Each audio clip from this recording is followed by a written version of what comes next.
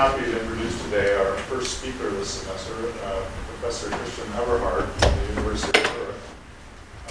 Christian's been a professor of information economics and contract theory at the University of Zurich since 2003. He's a world-class theorist who has significant contributions in game theory, financial markets, banking, auctions, contest theory, and oligopoly theory. And he's written papers in 3 different languages, English, French, and German, CV. In addition to his experience as a theorist, he actually has real world experience, a wealth of consulting and work experiences, including being an expert witness on repo markets in New York, where he's worked for the Bank of France, the European Central Bank in 3 different directorates, Zurich Financial Services, the Deutsche Börse Group, Boston Consulting Group in Frankfurt, McKinsey in Cologne, and the German Air Force.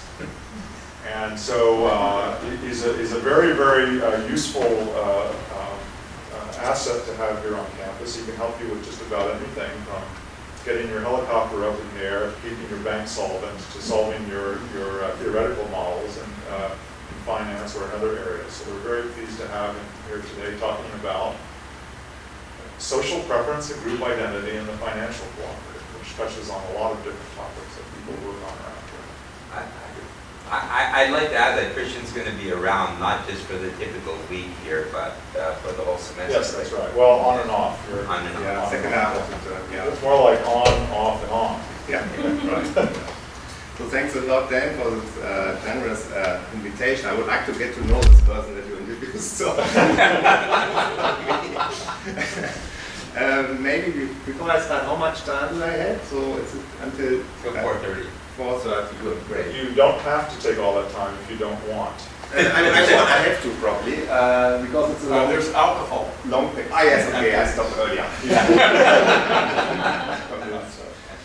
I should say that there's a close connection between the University of Zurich and the state of California, because one of our vice presidents, his name is Christian Schwarzenegger, actually a cousin of our former governor here. And the reason why he got elected vice president in Zurich was that he promised to bring Arnold along. Well, Arnold's been here many times. I think he had some connection sometime. Yes. So maybe you have also connection to So just funny, he also looks similar. So it's he's not so he's not such a strong guy, but still. Okay, so this paper is joint work with Robertas Zuricas. He's a former colleague of mine from Zurich, who's now in the UK, University of Bath. I normally work more on the theory side. This is now a paper that, so to say, I was told it's maybe better also to give, so to say, a paper that is also comprehensive, that uses maybe also data. It's maybe a little bit behavioral in style. So I think that fits better here. So I will present this paper, which is social preference and group identity in the financial cooperative. Okay. By the way, do I need the micro? Actually, so I can there's switch it something on. wrong with the screen, with the filling up the screen. I don't know. Does anyone know? Got Control L. Control L? No, I don't think it. No, we have maybe it's a little bit No, louder. That's good. Maybe better. Control L work on this? No, we have already control L. This is not a Windows computer. F11, try F11. But what Try we F11. did. What was it? F11, try that. F11. For a guy who knows all F11, about yes, banking and F11, helicopters, right, this should be no F11. problem. This is F11. And now what I can still do is to get this away. So this is the largest. No, it's maybe Impressive. Look. There you go. Okay, good. Sure. So this is a, and I will need the time, so please forgive me if I hurry I go on. So we have, this is a plan for the presentation. I will give you a bit of institutional background on credit US, so that's the typical example or the main example for financial cooperatives. Then we have a theoretical model, an empirical test, some extensions, then there's a conclusion. No experiments? No experience, but I have a suggestion for an experiment. Okay. Yeah, because we realized that something is missing. So Wait, does your automatic clicker not advance it? not anymore since you interfered. Oh. So I guess. So now it works. Okay. So financial cooperatives, like the credit union in the US, are successful in growing. Yeah? So it's a growing business, and the literature has so far struggled a little bit with answering these following questions. So one question is why are cooperatives so popular? So why are they? You see, not outdated these days. Huh? Instead, they are growing. Huh? Then the question is, how do financial cooperatives create value for their members? So why do they, so to say, what is the business proposition? Then what is also interesting to observe is that they normally have no problem with competing with banks. They are very small, and you would think in these days they should vanish, right? They should just disappear. But this is not happening. So the trend goes the other way. So these are questions that, so to say, we came across and we had no good answer for. And when you look into the literature, then you will find mostly references to development economics. Namely, so Stiglitz and Varian, they had an example of a bank in India where they essentially pointed out that, you know, if you have a small community, then you know who's your neighbor, you can monitor precisely what's going on in this business. So there's no problem for this, for the bank, so to say, to exploit this additional knowledge. Yeah, so when they have a small cooperative, they know precisely what's happening in each loan, so it has a strong advantage, informational advantage, if you, so to say, form a cooperative, rather than, so to say, you know, when this cooperative then would compete with a bank, of course, it would be much more difficult to monitor the individual borrower. Didn't they have large tax benefits? I mean, they don't. Yeah, we talk about tax benefits at the end. They have tax benefits, but they are also. I remember the banks lobbying to remove the tax benefits. Yeah, that is one of the reasons. But there's first of all, small banks also have tax advantages which are relatively similar. I'm not an expert of the American taxation of those banks, but I've heard of this subchapter S that some small banks enjoy here. But there's also one institutional paper where they discuss whether taxation is really the main issue, and so it's a guy called Walter. In 2006 he wrote, taxation alone is not the right, it's not a satisfactory explanation. No? So another argument that has been put forward in the theoretical literature is that of joint liability, that might also be familiar from microfinance structures, where, so to say, if you don't repay the loan, the rest of your family will certainly do it. Yeah. So this is, of course, also an advantage that you can have. However, in the US, we cannot think that banks or cooperatives would do that. Also, the monitoring is not so obvious that we would do this. So these approaches do not really apply in developed economies. Yeah? So they don't explain, these arguments don't explain why the financial cooperative exists in a country like the US. Also, that's another deficiency of the literature in our view. These approaches do not talk about this very important moral and ethical basis of the cooperative banking model. It's always stressed by the institutional literature, but it's completely ignored in these models. Okay? So far, so good. Yeah. Okay, what do we do in this paper? So we develop what we call a social identity theory of the financial cooperative. So we will assume, also empirically validate to some extent, that members of a financial cooperative are concerned that they might end up with substantially less or more than others. Okay? So it's sort of an insurance idea. No?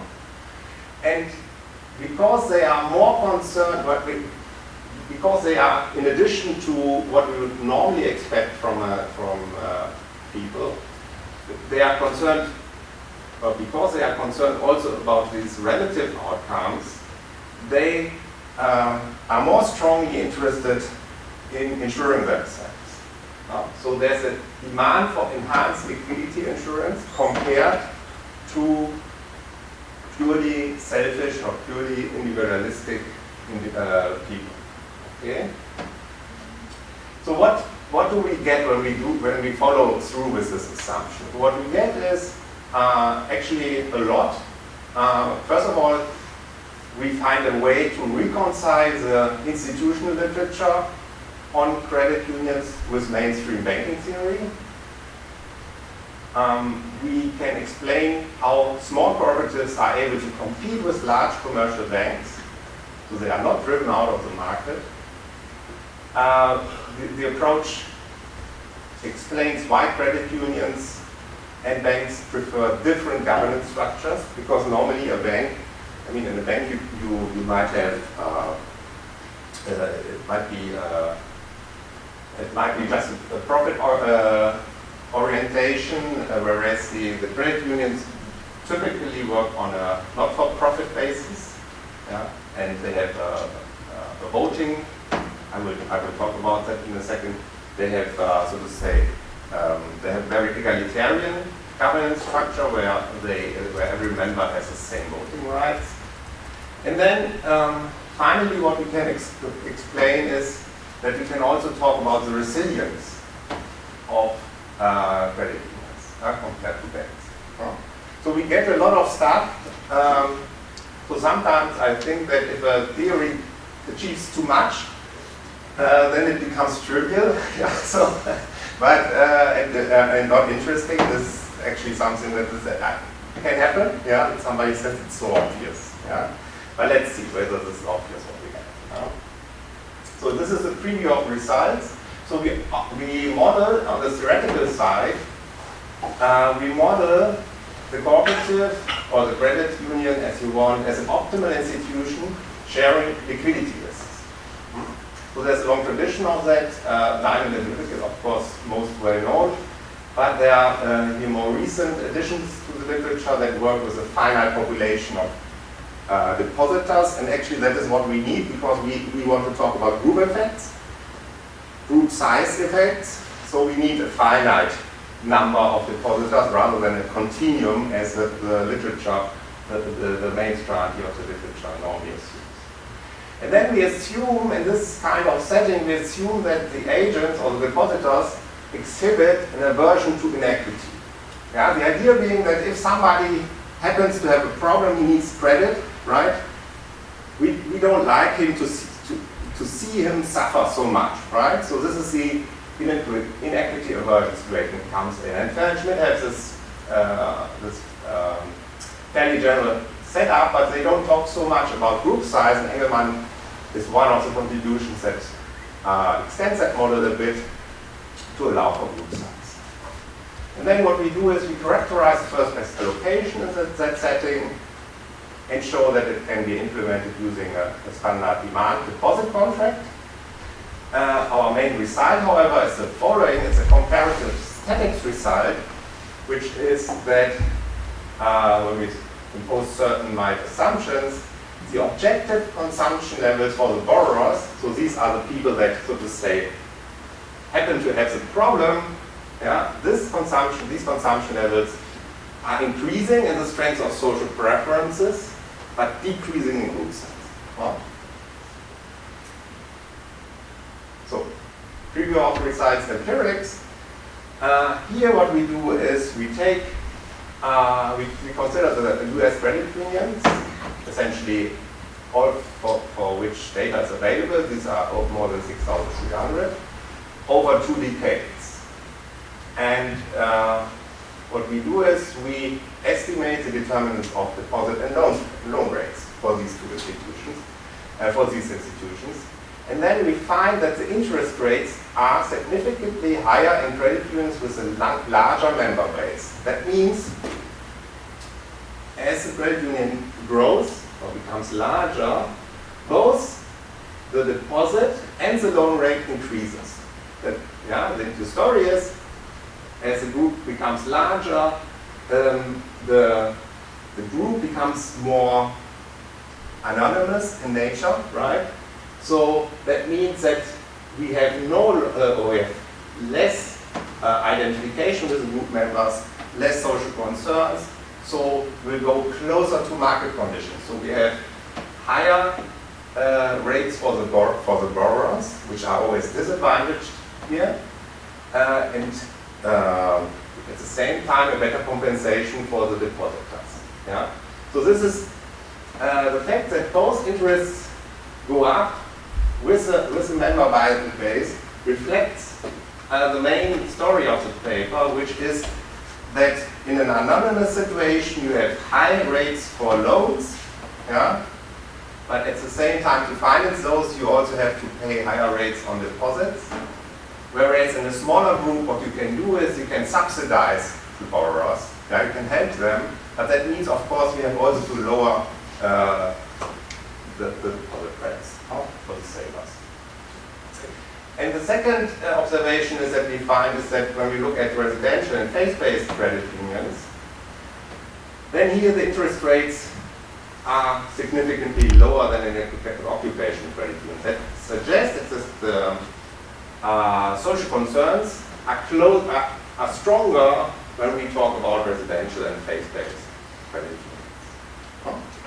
Yeah. So the first factor is consistent with the monitoring cost story, right? That just as the group grows, it's harder to monitor everybody. We have, just imagine you have here, I don't know, a credit union locally here. Would you think that people monitor each other in the US? Can you? Seems unlikely, but it might be that the people making the loans have better information about the people that they're lending to if the group is smaller and more localized.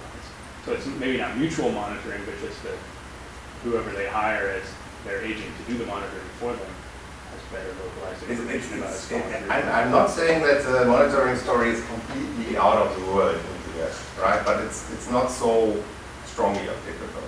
Yeah. And it has this other problem that it doesn't reflect anyhow the social, the moral and ethical principles. That's the second problem. Did you look at monitoring issues? So some like occupational credit unions, thinking about university credit unions, right? It's one that should be fairly easy to monitor the financial situations of the individuals involved, because you basically are going to be correlated shocks. You know, shut down the university. Hang on. The university is not allowed to use the banking data from the credit union. These are two. I mean, no, not the maybe university itself, but gives for instance, the credit union knows that members are connected to the university. They know what's happening to the university in general, whether it's getting lower budgets, whether it's being shut down. Say, yes. For instance, as in Alaska. Yes. Or something So like the monitoring story, I think I made that also clear when I talked about it. It's not completely out of the world. I think the joint liability is out of the world. Yes. Monitoring is a little bit, and we just offer. But there might be systematic differences across those subcategories with monitoring. Maybe I don't know if there's anything interesting that might come out of that. But residential, faith-based versus occupational. So anyway. Yes. Okay, that's a good idea. Yeah, we'll look at that. Yeah. I mean, I don't know what residential means. Does that just mean it's area specific? Community. Yeah, okay, so that has a similar monitoring flavor to it, right? I mean, at least. Yeah, but sometimes, I mean, these credit unions can go up to several hundred thousand. So, don't know. Yeah? So, another story that might be sort of similar flavor but wouldn't necessarily need to invoke social preferences would be one of halo effects, where, for example, if people are borrowing from my credit union, I'm a business owner, and they're borrowing to fix up their building, which is down the street from where my shop is. Or in communities, these lending projects would probably have positive spillovers at a also maybe we can, if they, so you'd also have, it would make sense in that case as well, that if I know that the money I'm lending is going to projects that are going to directly benefit me, I'm much willing to, or I'm willing to lend at a much lower rate. Yeah, this is sort of a networking effect, Yeah. right? It's a networking effect. But that wouldn't explain the lower deposit rates. Those are limited by the. It would. I mean, if you are more willing to Right. subsidize these loans, it would make sense. Actually, there's a paper by here in the ER on networks and bank runs that's related to what to your story somehow. Yeah. So what's the evidence for traditional banks? You run the regression. We have not taken data from banks. The main reason being is that the comparison between banks and credit unions, they are differently regulated. They have different reporting requirements. It's not so easy. I mean, it would be comparing apples. How do you say here? Apples with pears. Apples to oranges. Oranges. Apples with oranges. Yes. Okay. So we have thought about taking banking data in, but it just looks so different. Everything looks so different that it's, I think, it's difficult really to compare. Yeah.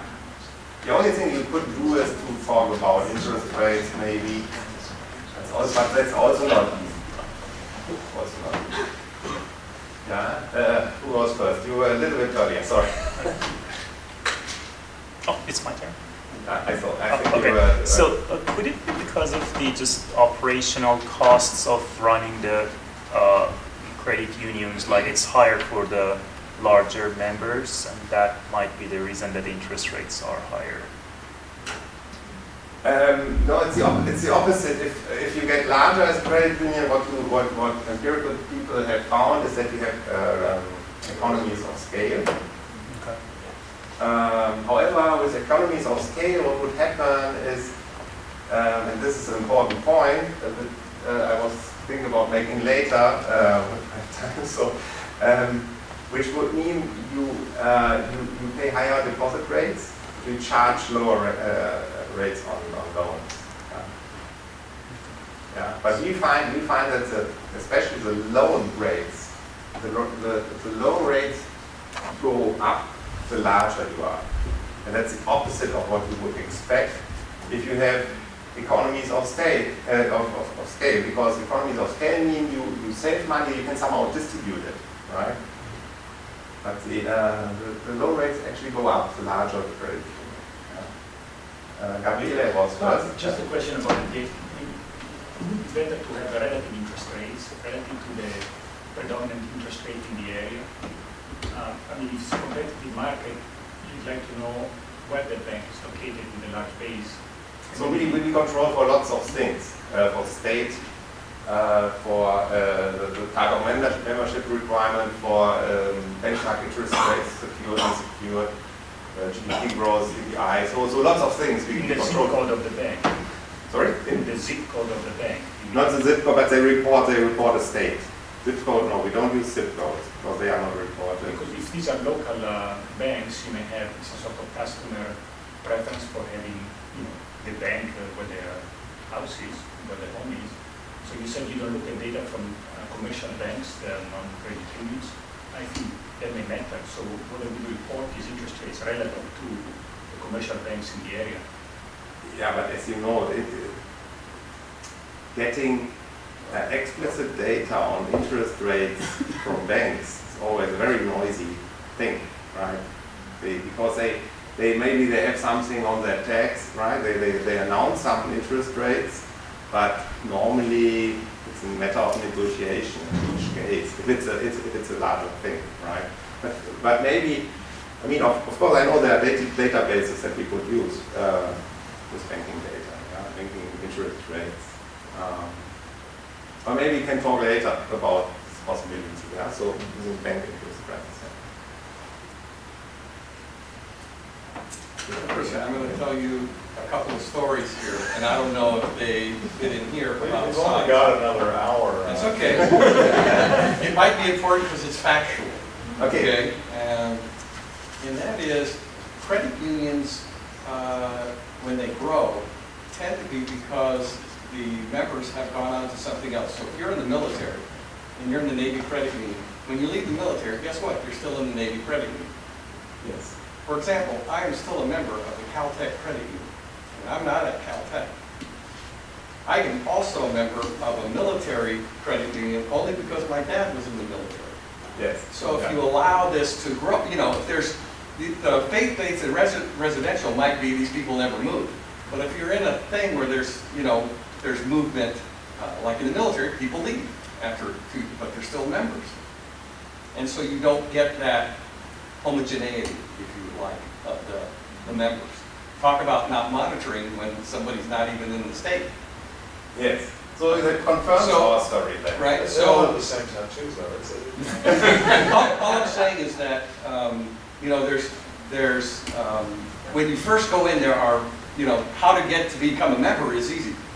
But once you're in, you can stay in, even though you're no longer have any of the attributes that got you in to be a member in the first place.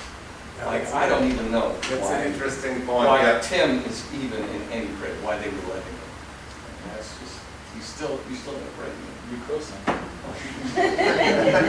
Let him in. So, I mean, it might be that, I don't know if there's any data on, or you can just look at the ones that have, their jobs turnover, but they're still there. They're still a member of the credit union. No, it's interesting to know, Because I am. realize I that the never use membership it. requirement is tested only At the beginning. at the beginning. And then I once you're wasn't there, you're a aware member, of it. right? Yeah, So no. I don't know if that makes much.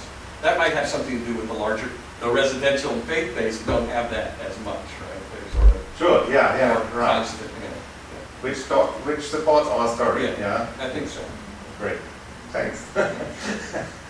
Okay, I will, since we are a little bit under time pressure now, not under time pressure, but I will skip a little bit the detailed discussion here. So of course we have lots of contributions to topics like group identity, social preferences, and then group size has been discussed from the psychological literature, but also from economists and concept of public good game, dictator game. So, and on the banking and credit union side, so I mentioned already these contributions, and then there's this somewhat older literature on credit union, which is mostly institutional. Okay, let me come to give you a little bit of background. I mean, maybe you know it all better than I do because I'm not born here. In the US, you have, in 2014, we had 6,229 credit unions, assets in total 1.1 trillion. That's 7% of total bank assets, more than 100 million member customers. So that is a sizable element of the financial industry. Typically, these credit unions are not for profit, one member, one vote, as we discussed, taxes exempt to a certain extent. Then we have this membership requirement, which is relatively strict, known as a common bond. Credit unions, you find them also in Ireland, Canada, Australia, and many other countries. However, not in the UK, surprisingly. In the UK, you have only these building societies. It's a different type of institution. In continental Europe, we have cooperative banking groups that actually account for more than 20% of the loan and deposit markets. And we have in Europe no common bond requirement, but still a relatively homogeneous customer base. So the small man, as we can say. Okay, let me come to the theoretical part. The theory is actually, once you see it, it's quite straightforward, but it took us a long time to develop this. So it's as easy as you can imagine. So we have n ex-ante identical agents. And these agents are individually exposed to some liquidity shock. We have 2 periods, and in each period, each of these agents has the same amount to eat. E1, E2, these are the endowments. First period, second period, we have some endowment of this consumption. So these endowments can be either consumed in the same period, or they can be traded in the financial market at a rate larger than 1. So it cannot be stored, it's just trade, you trade it. So if, say, you know you have the endowment tomorrow, but you want to eat today, you go to the financial market, and then you get 1 over R for each unit you give up in the second period. Or vice versa, if I have 1 unit now, I want to eat tomorrow, I give it to the financial market, I get R units tomorrow. So it's straightforward. And the CIT is agent I's consumption period. Okay. Now, at some point in time within period 1, nature selects N1 agents and calls them inpatient, whereas the rest of the agents will be called patient. So patience will be defined in a second. It says something about when you prefer to eat. So particularly if you are impatient, then this theta I, that somehow tells how much you care for tomorrow, for consumption tomorrow, will be very small, nearly 0. We need, I mean, in principle it could be 0, but we need, because of the psychological effect, we need here a little bit a small number, larger than 0. But still, what you would do is, if you are impatient, you would transfer all your endowment through the financial market to today and eat it up immediately, if you are impatient. But if you are patient, then it's better for you to wait, right? And all your endowment, you want to become, so to say, a saver. You want to invest your endowment today and eat it tomorrow. So that's just standard. Okay, now what we do is we follow Schmidt and Engelmann using this model here. So maybe I should say this, recall this, the objective consumption is a sum, simply, so what you eat in total. But from that, so to say, what now comes in is that you compare your total objective consumption with that of others, right? So the CI is what you have yourself. And now you have for every other guy that happens to have a higher objective consumption level than you, for all of those you will have some envy feeling. This is reflected by this term. And for each guy that happens to have a lower objective consumption level than you will feel some compassion. So this is the standard Fair-Schmidt setting. Normally in Fair-Schmidt, the D of n would be just n minus 1 as a normalization. But Engelmann replaced that by G of n in order to reflect the idea that if the group size increases, maybe you don't care so much anymore, right? Just think about, I mean, you have a lot to eat, the person beside you is starving, then maybe you have strong feelings. But if you go through the streets of India, maybe you have also strong feelings, but you don't share. So I'm just saying there is some group size effect here somehow, and that will be reflected by the G of n. So alpha and beta are the usual envy and compassion parameters. The assumptions are just Schmidt here. And G of n is called group size normalization. And we assume here this is just a normalization that is consistent with Schmidt. Also this is consistent with Schmidt. It's just a generalization. So we allow for group size effects to be so strong that in the end, if the group is very large, you don't have any psychological feeling. In an anonymous society, you don't care. In a large society, limit case, you don't. Okay, so how important is this particular functional form? So you could have many other different social classes. Yes, I know. Actually, I tried several others. I'm in charge of theory here in this paper. So, but the linear structure makes it tractable. So if- Otherwise, it's just all implicit. So you just require to be separable. No, it's actually the linearity that helps us a lot. Okay. Yeah. Yeah. I thought about using Bolton, where we have relative things that could also be used. The problem is the following: we need a certain relatively explicit representation of the first best in order to do the comparative statics with respect to alpha and beta. Otherwise, it's already now it's relatively, so the appendix is longer than the paper. Already now it's a mess. The appendix is a mess, not the paper. I see no reason why it shouldn't work in the other it's a more generous setting. It's just much harder to solve. Okay. And you can't opt out, so you can't, you see the group size growing and you go, well, I don't like this, I want to start a different That comes group. later in the extensions where you choose. You Yeah, choose the bank. Yeah. Or you create another credit union. Yes, that could also be. That can Okay. also be. All right. Yeah. So it's, Think of a model where the penalty of using a different model would be substantially lower as you move away from Zurich.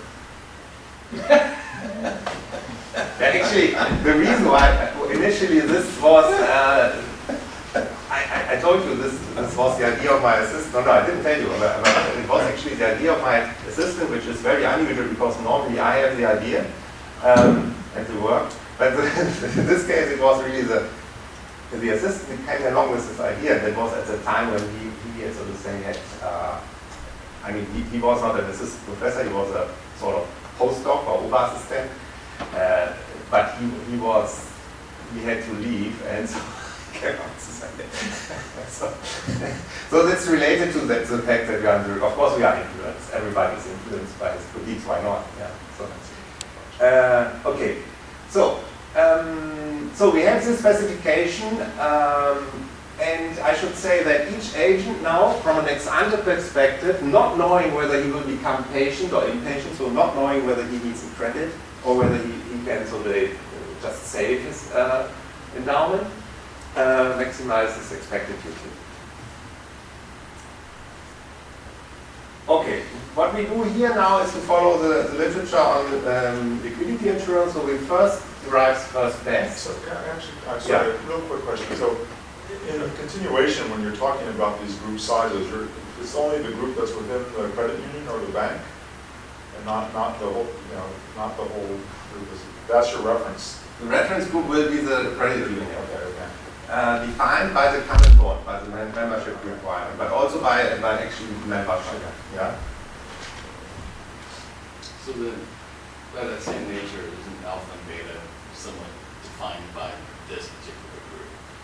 I might have a different alpha and beta with, like your dad's credit union than I do with my own. Right. So the alpha and beta is not. Our impression is, that ultimately this ratio here. So am I walking around Yeah. with the same alpha and beta no matter what group I'm interacting with? No.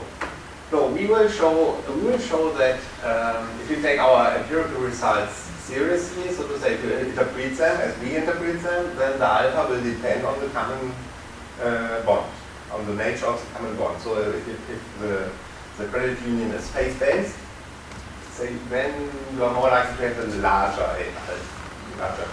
Yeah? So in principle, yes, you would have to use indices here actually, yeah, and also the alpha could depend on n, but the literature has tended to work. There's not much theory about group size effects.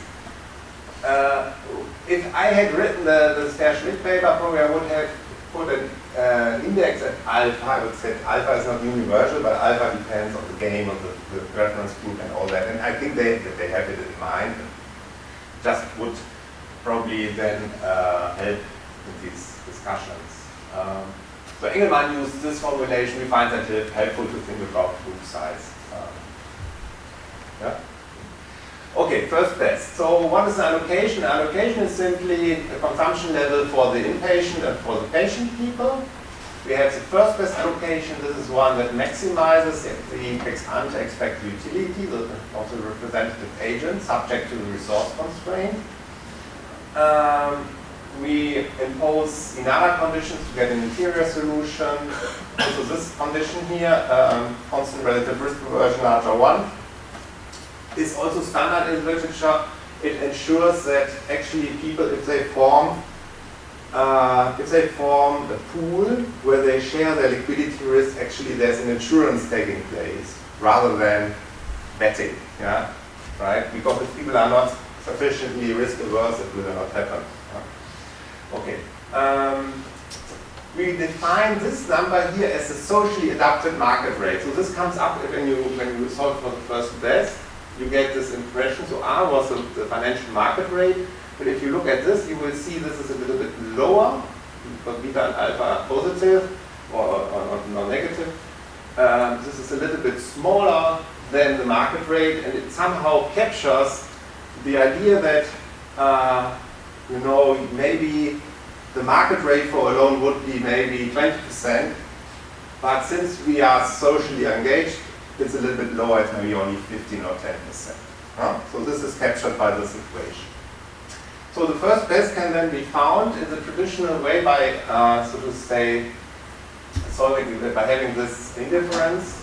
Here we have the marginal rate of substitution between consumption, subjective consumption today and tomorrow for the free patient and the patient, and the socially adapted market rate. We have the resource constraint. So the first best is characterized by these two equations, which is ultimately the reason why we stick to the linear model, to the fair-share model, because then we get these nice equations. But there's also another case, a boundary case, which is not so important for us. So, since the first best is normally, it's not observed, so that it's not, people will not just implement the first best. They will probably try to use demand deposit contracts. We find if people use demand deposit contracts, they can implement the first best. So what is a demand deposit contract? So what is the idea here?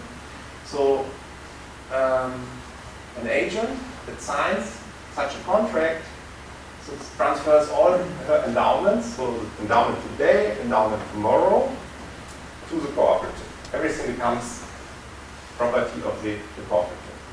However, if you then have a problem and you need to borrow, you get C1, which is part of the contract. So in the contract it says you get C1 in period 1. Of course, only subject to the availability of loanable funds, because in the first period it might happen that many people show up who want a loan. We will assume that these requests for loans in the first period are served sequentially and in random order. And of course, a loan can be provided only as long as M, which is the number of loans, times the amount of the loan is smaller than the total the total of loanable funds that the cooperative can raise in the first period. Right? So this is condition for that. Then in period 2, the capital stock of the cooperative is just divided evenly among all those agents that did not take up a loan. So these are the agents that either did not apply for a loan or did so in vain. Yeah? So one question here. The request for loans, why in random order? So in some sense you would expect that even cooperatives follow some economic principles, right? On taking the loans that are more profitable for them, or yeah, this is a standard assumption in the literature. So the idea is that we all form a cooperative, and then I ask in period 1, I ask who needs a loan, and then you will somehow queue, right? They're exactly identical too, right? They are also exactly identical. I mean, you cannot see, you don't know who really is in need. They are all identical. So that's the standard assumption. Okay.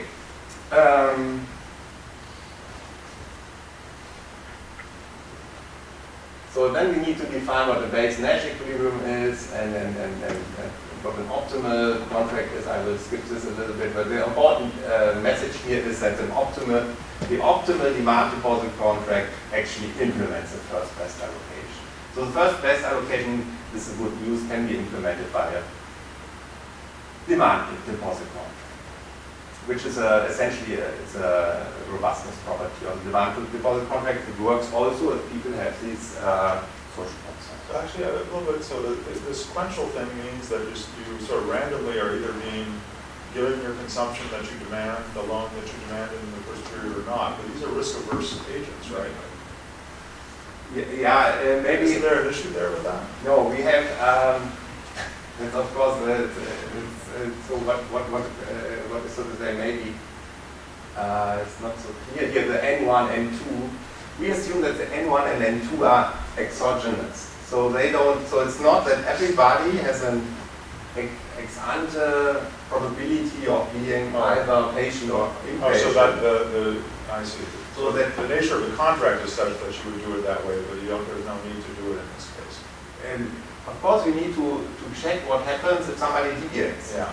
Yeah. So credit rationing Okay. arises in our model only if somebody deviates. I see. It's an off-equilibrium concept. Yeah. Yeah. So Canning and al. 2003, they have a model with credit rationing, but of course then equilibrium credit rationing is complicated anyway. Okay, but if there was such rationing in an equilibrium, it wouldn't be a first best because there was something. Yeah, sure not. Surely not. Yeah. Okay. Really not. Yeah. Most of this literature anyhow assumes that n is so to say infinite, that you have a pocket. yeah, so then it's again. Then you get to cite. Yeah, but otherwise it's not. On a lot of large numbers. Yeah. Can I ask just a question? It may be silly, but you stated before that there is heterogeneity in interest rates in the area of operation of this credit union. So in principle, it may be strategically optimal for me to take out a loan even if I'm not impatient, go in the other bank that pays an interest, deposit the loan from the credit union in the other bank, make a profit, and then return any payday. So you Yeah, have some we have conditions this membership requirement. I understand, but And you mean that the member, you want to take, I mean the cooperative guy, so to say, takes up this loan for subsidized conditions, and then he invests the money. Yeah, okay. I mean, in reality, this wouldn't happen. Yeah, this wouldn't happen. But then maybe Because also why you have there's this. always this in reality, you have always the risk that the project goes wrong, right? So if I take up, I cannot. I mean, here we have perfect financial markets, and there's then would be a gap, the gap that you predict, right? But in reality, of course, that cannot happen, right? Yeah, what I'm saying is that maybe some of the reasons for having these differentials even across size of credit unions is because the size of the banks operating the commercial banks in the area is such that you have to eliminate arbitrage opportunities. That's all. And so you may have an additional condition, and that may explain some of the differentials you find. Yeah. The variation. As I said, we control for the state, but we don't control for deeper level of granularity. I'm just suggesting that we go maybe one level deeper. Yeah. Yeah, just because of this possibility of arbitrage. I don't think that this arbitrage is realistic because we get, on a deposit, you get very little, right? And Because there's such a big So the difference wedge between- because of the bank's profits or whatever, or the risk there. it depends. But here, R is the same whether you are a loan or you consume. Yes, right. But if there was a gap, then you wouldn't have this. In theory, of course, you're right. You could have this arbitrage. I mean, I don't think that this exists realistically. So, would you take up a loan in a credit union for 4%, say, and then try to get a deposit for 5%? So this is unrealistic. I would. Yes. I would be one of those guys. Yes. But there's not a very low value of time, so. I've done with credit cards and government savings bonds in the good days. It was 1%. Yes, yeah. Many people did this as the money market fund story. Yeah, that was nonsense from the beginning. Yeah, it also worked. Yeah. Okay, but it's okay. It's a good point. Arbitrage is a good point. We have not really thought that well through. I have to admit that. Yeah. So yeah, it's a good point. Very good point. So is equation 9 basically a budget constraint? Yeah, we would call it liquidity constraint here. This is the endowment. So how can I loan out money today based on endowments I'm going to receive tomorrow? Is there some other? Yeah, I can also, the some way of cooperative goes to the financial market with these claims on the future endowments, and then it transfers everything to And the it first has to period. pay R to someone else, even though To the the financial R. market. But I thought that R was for this group of people with an alpha and beta contingent on being within this group of people. That's what I. Yeah, alpha beta is not a technological, it's a preference parameter. See, what's happening here is that the group sits together. Oh no, okay, this isn't that optimal R. This is the. Okay. This so is this just the market R. This is just, so to say, the condition that for how many loans can I pay out? Huh? How many loans? And what Assuming can the I group can borrow money at R. They borrow money at R Okay. against, so for each, all these N people are sitting in one room and they say, okay, E1 is already here, and now we need more money because more loans are requested, so what do? We go to the financial market and transfer a little bit from the future income, future endowment to today. And then we pay out loans from that, right? And we can do that up to that border. After that, there's nothing that we can distribute any longer. Yeah. Actually, this is precisely also why the cooperative is active in the financial market, or it will be active with the residual. So all the money that is not used up will be invested in the financial market, yeah, which will have implications for resilience. Yeah. Okay. No further question. So we had this. Now we come to the comparative statics. This is the main theoretical result. Oops.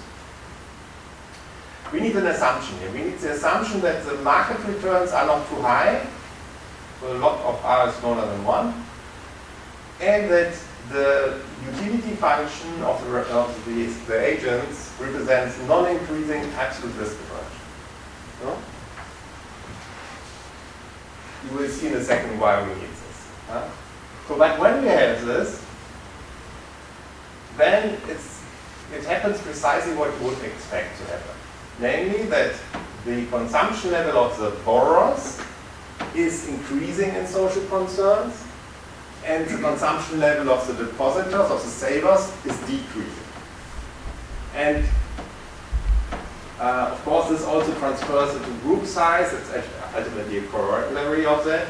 If the group size increases, then the borrowers are worse off because they find less help, but the depositors are better off. And this monotonicity is strict in the interior. Well, so now why do we need this assumption? Because, I mean, intuitively we thought initially it's obvious, but it's not so obvious. So what's happening is that for alpha, so for the NB parameter, what's happening is that we have two effects that work in the same direction. Namely, if alpha increases, if NB, so what is NB? NB is the borrower is in this bad position. Yeah? He, without having caused his problem, yeah, he needs money. No? That's the situation you have in mind. And he's envious, or he thinks, I mean, he expects, so to say, he expects solidarity, so we call it envy because that's a common term in the literature, but ultimately it's perception of a lack of solidarity in that situation.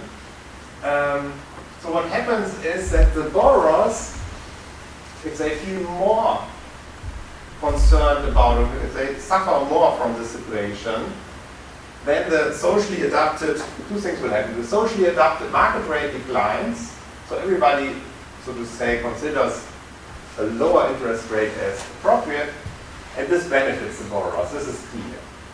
And the second effect is that the borrowers suffer more from psychological envy. So, yeah? So the envy lowers their subjective consumption. That's why they need more compensation. So you get a second effect that also gives money, so to say, to them, consumption to them. So here it's all fine.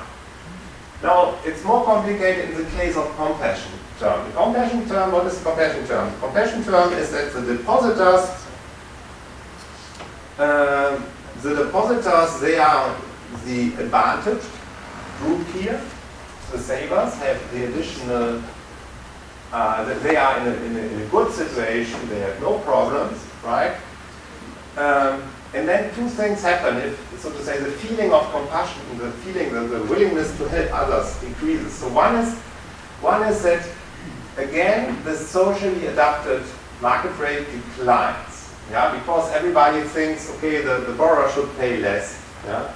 This is good for the borrowers. But then, since the savers suffer from more compassion, they need to be compensated in a sense. Yeah, this is a little bit paradoxical. Yeah. So for the behavioral people, there's probably a reason to rethink the Fair-Schmidt setup. Yeah. But this comes out if you just formally think it through. We think this is a little bit sort of an artifact of the model, but still this is what we need. Yeah. We can show that when we have assumption 1, then the first effect is always stronger than the second. Yeah? And we have a counterexample in the appendix that shows we really need this assumption. So why would you say, I mean, if you can imagine that if market returns, so here if you look at assumption 1 said market returns should not be excessive, and we need non-increasing absolute risk aversion. If you think for a while about this, and I won't talk about this now in detail, but if you think about this, you can just think through it carefully. Yeah. So for example, if you have too much return, then the compassion effect can be very high, because then the savers will be so well off. Yeah? And then the compassion has a strong effect. Yeah? The other thing is, maybe I also managed to explain it, it's always a little bit of, I have to think about it myself. So if you reflect, if you would not be increasing absolute risk aversion, but risk aversion would be increasing, what does that mean? So then, if risk aversion is increasing, then so R tilde declines, which means that the savers have less, right? So, and then, since risk aversion is increasing, it means that the savers have less, they will be less risk averse. So they need, so to say, it works then in the opposite direction. So this is always difficult to explain how it works, but you can see maybe that there's a relationship between absolute risk aversion. So I need a clear mind, which I don't have now. Sorry, yeah. Yeah. So we need really these two assumptions here, and without these assumptions, it wouldn't work. So can I ask you a question? There was someone before me. Can you explain to me again? So I'm better off because I have more consumption than you, and so I suffer. You suffer from the concession. And so you give me more consumption? Yes. But no, you should tax me. That makes me feel better. Yeah, this Actually, I should voluntarily. No. I mean, what? I don't get it. The point is the following: if you look at the specification of utility, You want to mitigate inequality. You don't want to. yes, it's a paradoxical thing. You have this, Yeah. and you maximize expected utility from subjective consumption. Now, if alpha goes up, it means that the savers who are if beta goes up, it means that the savers who are richer, they have a lower thing, and so they get additional money. But you see, it's this other side, the R tilde goes down, which means that the borrowers get more money. So it's two countervailing effects. But could they not ask in the contract that savers voluntarily contribute to the well-being of the borrowers by, taxing themselves, they would be better off. I don't have to compensate them. So what we do now is comparative static with respect to beta in the optimum. Again, because the contract is what it is, just a deposit contract. The contract is the optimal contract. It's a demand deposit contract that implements the first best. And the first best is the thing that maximizes this thing. Yeah? It's a little bit paradoxical. I think it's sort of an artifact of the Schmidt setting. But the people here in the room will probably be able to resolve that paradox at some point. So for me, it's don't you? Sorry if I move around here so that you can find where we were. Yeah, okay. So in any case, you see now we need these assumptions here to get this, but the assumptions are also not completely odd. They are these assumptions make sense. Non-excessive market returns. That is okay in my view. Not increasing absolute risk aversion actually it's consistent with what people assume in the area. Does this assumption one has some restriction on the types of alpha and betas that you can use? No, alpha beta has no. You can use any. So the other restrictions that you have is that both are positive and beta lower than 1. Yeah, an alpha greater than beta. Alpha is larger, really larger than beta. Alpha beta are negative. Beta is smaller than 1. That is what we need. Okay.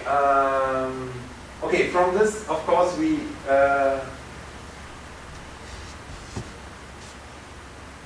have now natural predictions for the hypothesis, which we will formulate in a second. Yeah. Okay. Any questions on the theoretical part? No. Yeah. So if the market rate R is smaller than the R tilde, why don't you borrow at R tilde? You just borrow at market rate. For the borrowers, it's better if they get subsidized. R tilde is smaller. R tilde is larger than R. Well, R tilde is smaller than R. Smaller than R, yeah. But actually they are in a contract. They cannot opt out. Once they have signed, they are in. The R tilde is always a little bit smaller than the R. Okay. Then the same. But it's not, I mean, the R tilde is not equal, it's not the interest, it's not the interest rate that the borrowers pay here. The interest rate that the borrowers pay is characterized by these equations here. So it's a little bit implicit. Yeah. Actually, we have it can be calculated from C1 star and C2 star in a straightforward way, because when you know what is the consumption today and what's consumption tomorrow, we can somehow translate that into an interest rate both for the depositor and for the borrower. And we do that in the paper. I just have to put that on the slides here. Okay? Yeah? So there's an implicit borrowing and deposit, borrowing rate and deposit rate. How can that be computed? Very easy. You just compare, so to say, your consumption that you have if you don't enter the credit union with the consumption that you have if you enter the credit union. No? You compare the two, and then you get, so to say, an implicit interest rate. Yeah? Okay. So, I'm sorry, very quickly, but in your model, the endowment, at the beginning, everybody has the same endowment, right? An endowment in each period 1 and period 2. Yeah. So, and then the inequality, so you can be inequity averse and all that, but it's based on consumption. So I was just thinking if it makes sense that, or an alternative model would be that endowment is different. So you have rich people and poor people. And then rich savers would like to be in the credit union because even if they receive a lower interest rate on the savings, they are helping the poor borrowers in the credit union, right? Yes, I mean, if you model credit unions as something that is a purely altruistic exercise, I'm not sure it really captures what's going on. Of course, you could have donations by external people that give additional money, but we like to think more of this as an institution where people have maybe a preference against inequality, but not so much necessarily, they don't want to donate money per se. Yeah?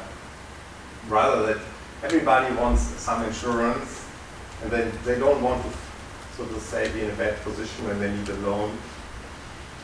Yeah? They are willing to give up some of their present returns from financial market investments in order to insure against falling really behind others. Yeah? So it's not an altruistic, it's more, we prefer this inequity aversion because it's not such a strong assumption. Yeah? With the donation you can explain a lot. Yeah? If people are really altruistic. Yeah? Okay? Yeah? Okay, so now I come to the empirical part. So we took together two parts, two data sets essentially, or one is a panel data set.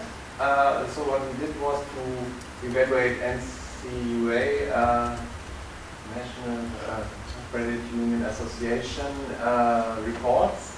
This is essentially, this is an association that collects, I think, 4 times a year, 4 times a year reports from credit unions that are either federally chartered or federally insured. And so it's a large subset, it's almost all of these credit unions that fall under this data set.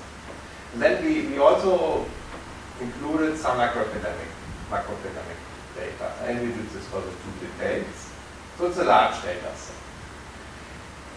This is a set of econometric variables, so it's deposit rate, loan rate, number of members, number of potential members, assets, equity, return, non-interest income, non-interest expenses. This type of membership, that is the common bond, that's a categorical variable. Then we have the state, federal district or territory, that's also again categorical. We had, since there's a strong trend, you will see it in a second, for changing from federal to state conversion, charter, from federal to state charter, and that's why we introduced the dummy here as well.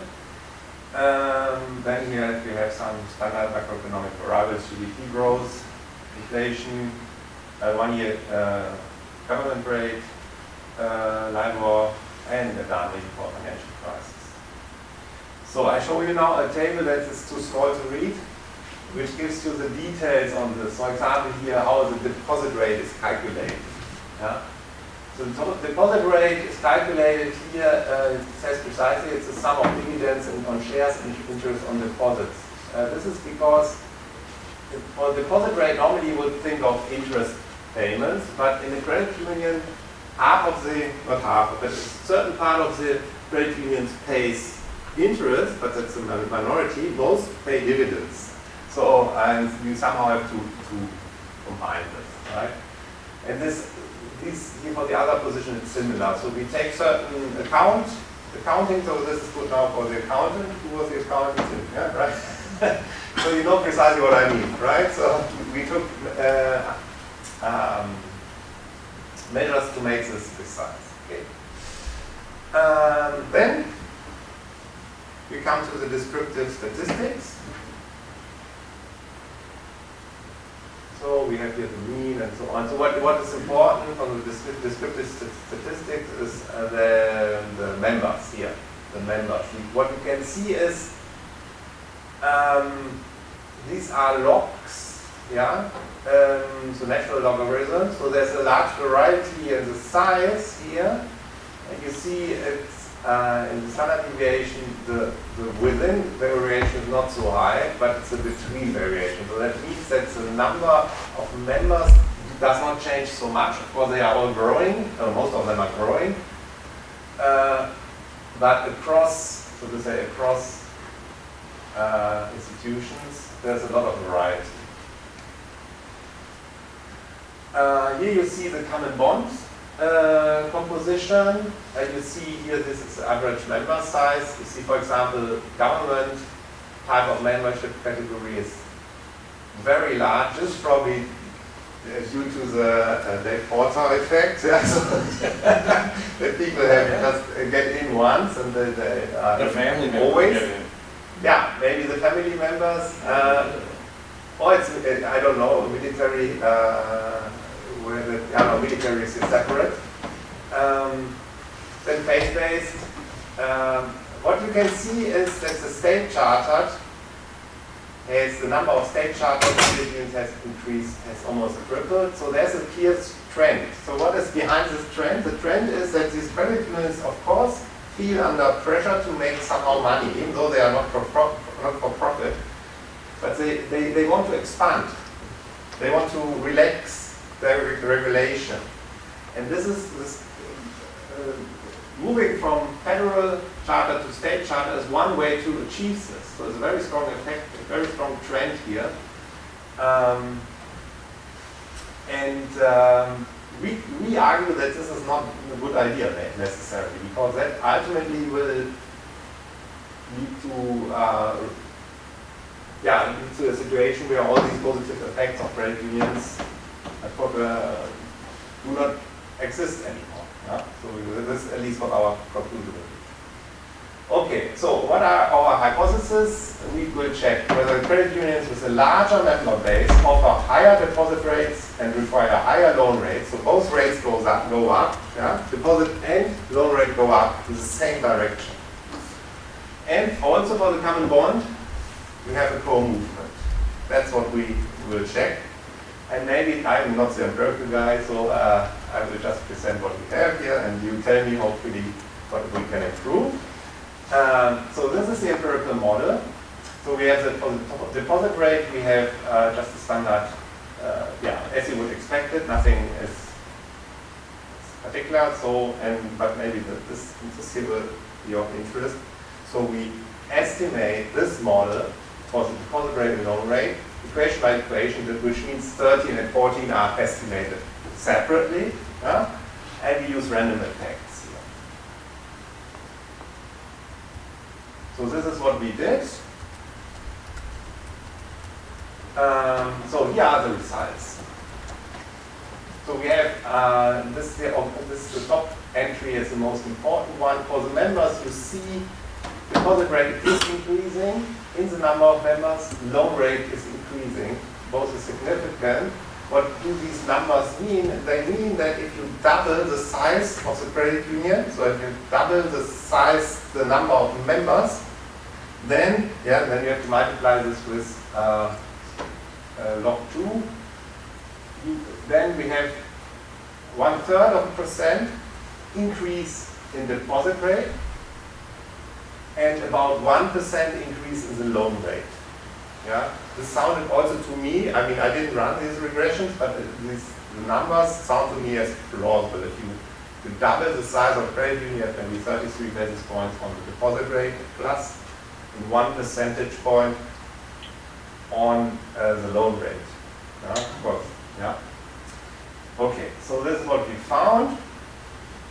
Now for the common bond, we have these findings. So we normalize the community common bond to 0, and then you see the faith-based, they offer lower deposit rates, but also lower loan rates. It's not so significant though. And then all the occupational common bonds have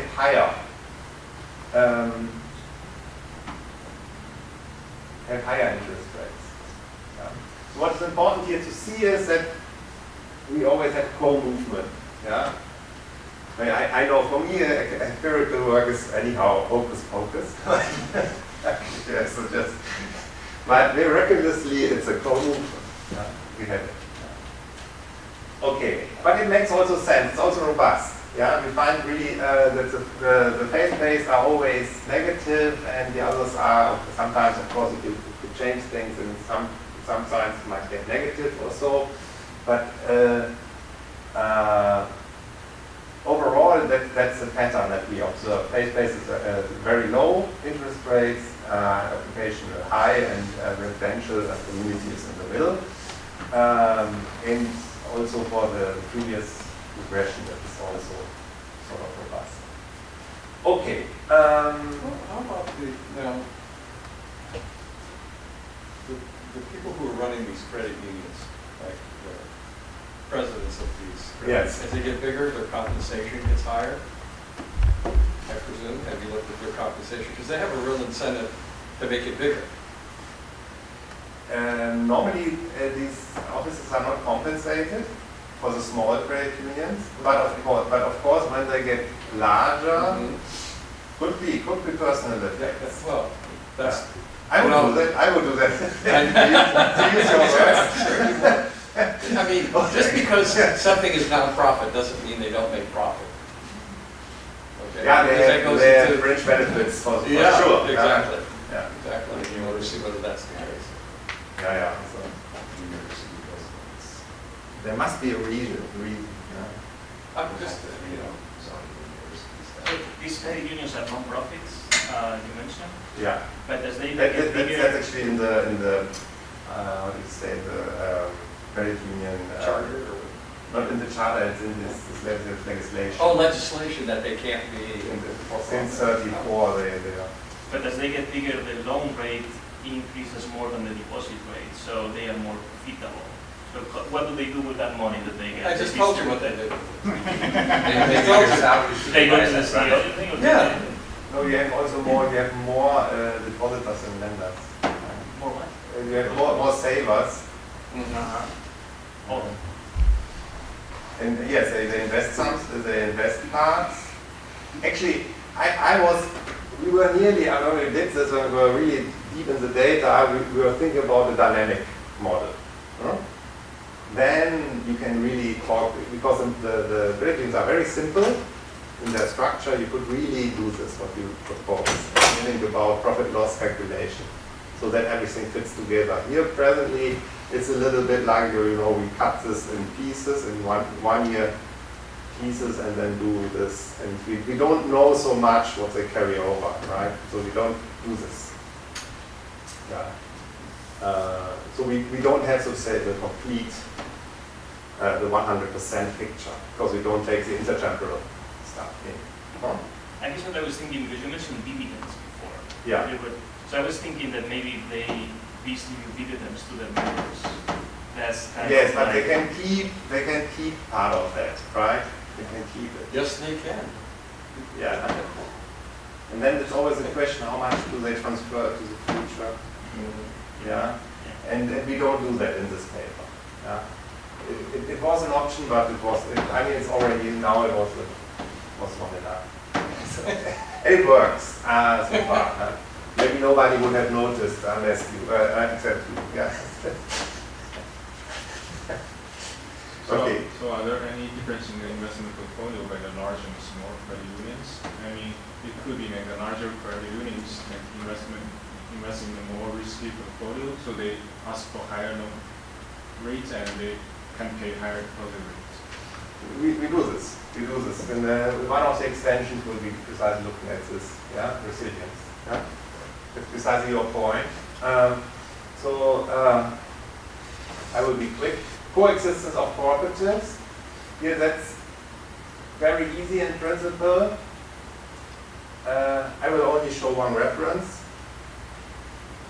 in 1 minute, just by Stieglitz. So what we essentially do is we consider a population of agents where some are selfish, and subpopulation selfish. The rest is pro-social. So we have a mixture, we have a heterogeneous population. And in each population, probability of being patient or inpatient is the same. And then we allow profit maximizing and also not for-profit intermediaries to enter by offering an allocation. And then you show precisely, as in Rothschild and Stiglitz, you show there's no Boolean equilibrium, but there exists a separating equilibrium, of course now very fast, where, so to say, you have banks and credit unions offering different different consumption, different allocation. Then it works because the group effects, the social preference work only within the group, not outside of the group. Yeah. Second thing is distribution conflict between savers and borrowers. Here I only want to mention that you can somehow reconcile the institutional literature, for example, the paper by Smith,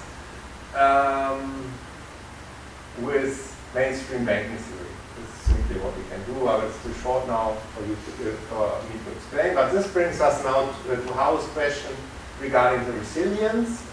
So first of all, it's a stylized fact that credit unions are more resilient than commercial banks. So we offer a simple explanation.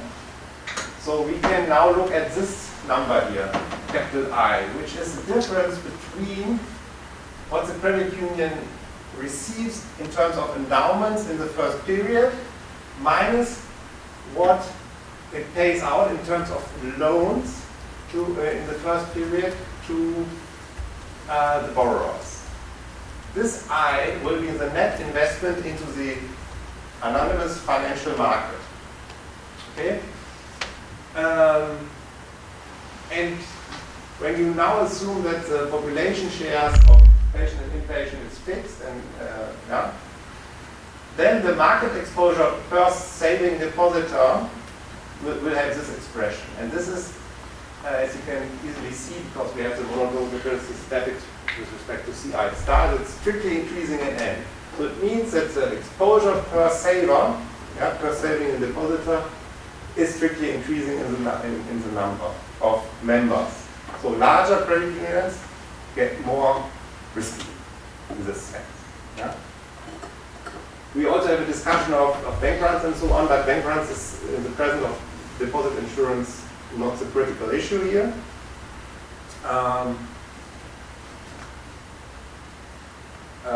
But here you can see it gives a clear comparative status. So what do we learn? We learn that this observable trend towards diluted membership requirements puts at risk both financial inclusion, so the help for borrowers that I need, and the resilience of the cooperative sector. Okay? But here, are you still assuming the efficiency risk sharing? We are assuming the efficiency of risk sharing. We assume that these depositors, so that the members of the credit union structure the contract in such a way they want it to have. The efficiency is what they want. Yeah? Because when they write the contract, they don't know yet whether they will be inpatient or patient. So they structure the contract so that it's efficient. Oh yeah, I was asking because the previous results depended on that assumption. So I was wondering if there's an assumption applies